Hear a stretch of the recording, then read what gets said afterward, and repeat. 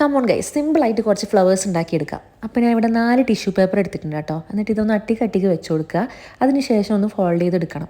അപ്പോൾ ഫ്ലവേഴ്സ് ഉണ്ടാക്കാൻ വേണ്ടിയിട്ട് കുറേ മെത്തേഡ് ഞാൻ നോക്കിയിട്ടുണ്ട്. എല്ലാം ഭയങ്കര ടഫായിട്ടുള്ള മെത്തേഡായിരുന്നു. നമ്മൾ പിന്നെ മടിൻ്റെ കാര്യത്തിൽ കുറച്ച് മുൻപന്തിയിലായതുകൊണ്ട് തന്നെ ഈസി ആയിട്ടുള്ള എന്തെങ്കിലും ഉണ്ടോ എന്ന് ഇങ്ങനെ തപ്പി നടക്കുമായിരുന്നു കേട്ടോ. അപ്പോൾ ഇത്രയും സിമ്പിളായിട്ട് ഇനി ഫ്ലവേഴ്സ് ഉണ്ടാക്കാൻ പറ്റുമോ എനിക്കറിയില്ല. ആദ്യം എടുത്തിട്ടുള്ള 4 ടിഷ്യൂ പേപ്പർ വെച്ചിട്ട് തന്നെ നമുക്ക് 2 ഫ്ലവർ ഉണ്ടാക്കിയെടുക്കാം കേട്ടോ. അപ്പോൾ അതിൻ്റെ സെൻറ്ററിൽ ഇതേപോലെ ത്രെഡ് കെട്ടിക്കൊടുക്കുക. എന്നിട്ട് ഈ ഒരു രീതിയിൽ ചെയ്തെടുക്കുക.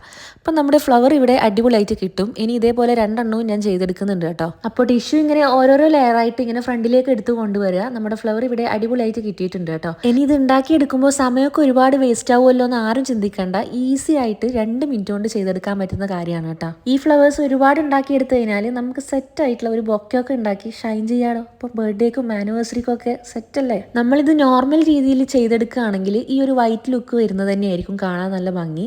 പക്ഷെ നമുക്ക് കുറച്ചും കൂടി ആഡംബരം കൂട്ടണം എന്നുണ്ടെങ്കിൽ ഈ ഒരു ഫ്ലവർ നമുക്ക് വേണമെങ്കിൽ ഗ്ലിറ്ററിൽ ഡിപ്പ് ചെയ്തിട്ട് കളർ മാറ്റിയെടുക്കാം കേട്ടോ. അതായത് റെഡോ അല്ലെങ്കിൽ ബ്ലൂ കളറൊക്കെ ചെയ്ത് കഴിഞ്ഞാൽ നല്ല ഭംഗി. എൻ്റെ കയ്യിൽ ഗോൾഡൻ കളർ ഗ്ലിറ്റർ മാത്രമേ ഉള്ളൂ. അതുകൊണ്ട് ഞാൻ ജസ്റ്റ് ഒന്ന് ട്രൈ ചെയ്യുന്നുണ്ട് കേട്ടോ. ആദ്യം ഗ്ലിറ്റർ ഇതേപോലെ ഒന്ന് വിതറി കൊടുക്കുക. എന്നിട്ട് നമ്മുടെ ഫ്ലവറിൽ കുറച്ച് ഗ്ലൂ അപ്ലൈ ചെയ്ത് കൊടുക്കുക. അതിനുശേഷം ഇതേപോലെ ഗ്ലിറ്ററിലേക്ക് ഡിപ്പ് ചെയ്ത് കൊടുക്കുക. അപ്പോൾ ഒരു ലക്ഷറി ലുക്കുള്ള ഒരു ഫ്ലവറായി കിട്ടിയിട്ടുണ്ട്. എനിക്ക് നല്ല ഇഷ്ടപ്പെട്ടു. ആ വൈറ്റിലും നല്ല ലക്ഷറി ലുക്കായിരുന്നു. നിങ്ങൾക്ക് ഏത് ലുക്കാണ് ഇഷ്ടപ്പെട്ടതെന്നുള്ളത് കമൻറ്റ് ചെയ്യുക. അപ്പോൾ വീഡിയോ ഇഷ്ടപ്പെട്ട് കഴിഞ്ഞാൽ ലൈക്ക് ചെയ്യാനും ചാനൽ സബ്സ്ക്രൈബ് ചെയ്ത് സപ്പോർട്ട് ചെയ്യാനും മറക്കണ്ട.